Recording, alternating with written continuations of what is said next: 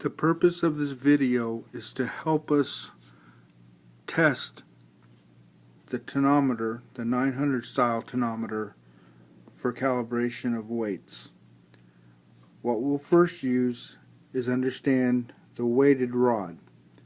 It'll have 5 markings on it. 1, 2, 3, 4, and 5. The middle marking is for 0.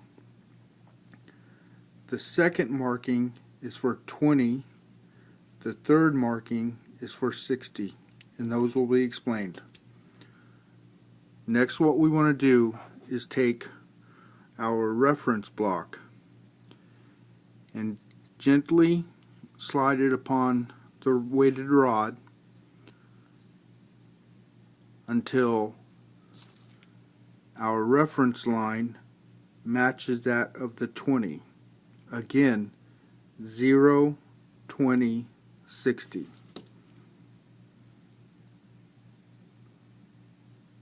Then tightening the thumb screw gently, we want to ensure that these two lines, the reference line and the 20, are exact. The next step is on the 900 tonometer.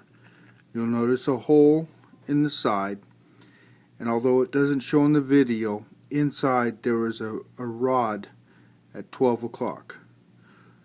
You'll notice the block,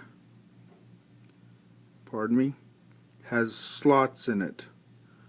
So what I want to do is, with the tonometer facing away, just as you would use it as the doctor or the technician, and the long weight of the rod towards you, I want to insert it into the hole gently as the rod slips into those slots.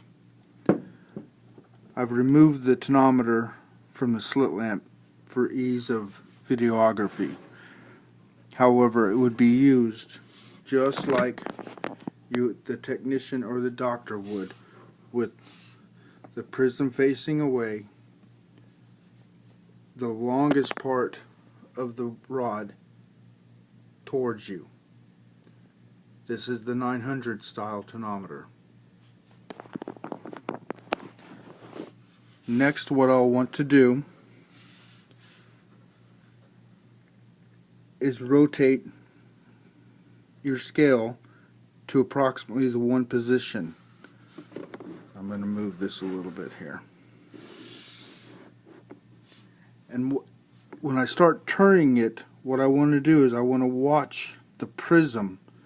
As soon as it releases, as in any movement at all, I want to stop my hand from moving. And I'll do this several times so you understand what I'm saying. So I'll begin moving it from 1, and I want to go past 2. But I'll really concentrate on just the prism, because as soon as I see movement, I want to stop. Now if you notice where we're stopped at, it's past the 2, but it is not past the next line, i.e. 22. If it goes past that line, it's out of calibration. If it falls anywhere between 18 and 22, it's in good calibration. Now what I want to do is I want to move it towards the 3, and so we can see it better, start coming back, and I'm going to watch the prism again, because as soon as it moves, I want to stop and ensure that now it's falling before that first mark, the 18, and not after the 22. It needs to fall in between this mark and this mark. I don't want to do this one time, as my hand might go too far or stop, and I might get an inaccurate reading. I will do it several times to convince myself that it is in good calibration or bad calibration. So again, I'll start moving this back towards the 1 from the 3, and as soon as it moves, I'll note the lines. Again, I'll go to the 1,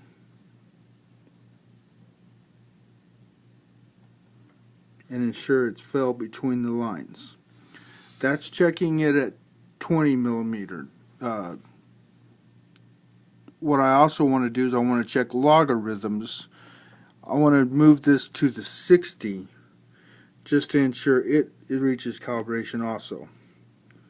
So I'm going to try to get this focused here.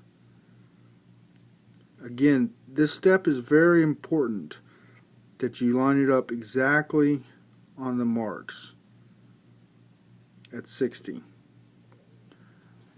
And same thing before. I'll insert it until it slides in.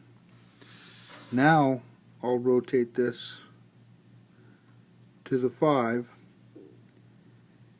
and as I go towards 6, I'll wait until it falls. It fell. I'm not at, again, the line's the same. I need to make it fall, the prism needs to fall before the first hash mark.